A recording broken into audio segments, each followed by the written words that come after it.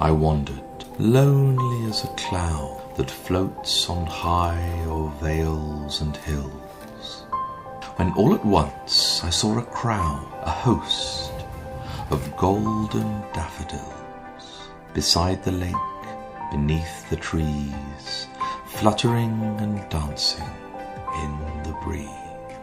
Continuous as the stars that shine and twinkle on the Milky Way, they stretched in never-ending line along the margin of a bay.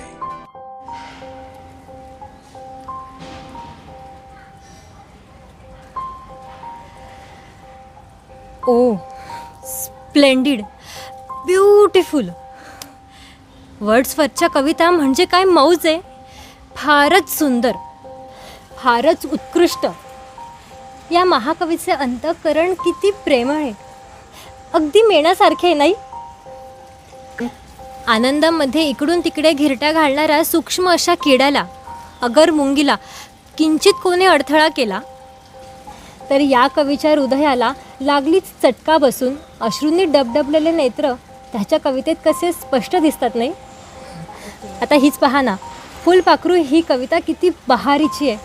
आणि ही एकच नाही तर या कवीच्या सर्वच कविता फारच गोड, मधुर रसाने भरलेल्या आहेत. म्हणे माझी बहीण एमिलाईन आमच्या बागेत बागडणाऱ्या फुलपाखराला त्याच्या पंखावरची धूळ प्रेमाने साफ करायला सुद्धा घाबरत असे. का तर आपल्या नखाचा स्पर्श होऊन त्या बिचाराचा नाजूक पंख दुखावेल आणि त्याच्या आनंदाचा विरस होईल. आ हा हा हा हा. वर्ड्सवर्थ कवीची सृष्टी म्हणजे जिकडे तिकडे आनंदाचा आनंद आहे.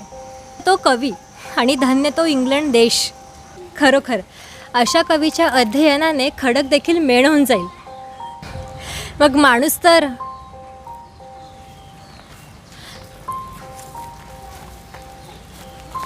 अरे, या पुस्तकात हा ढेकूण कुठून आला?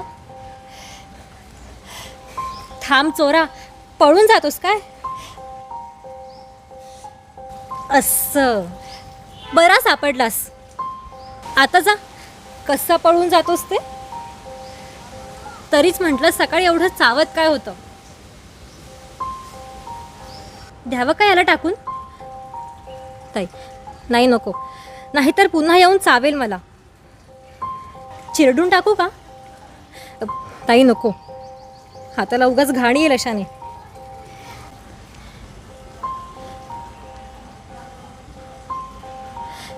या मंदिराच्या दिव्यातल्या चिमणीवाटी देऊ का आत फेकून? म्हणजे चांगला भाजून मरेल हा. पड खाली, मर आता.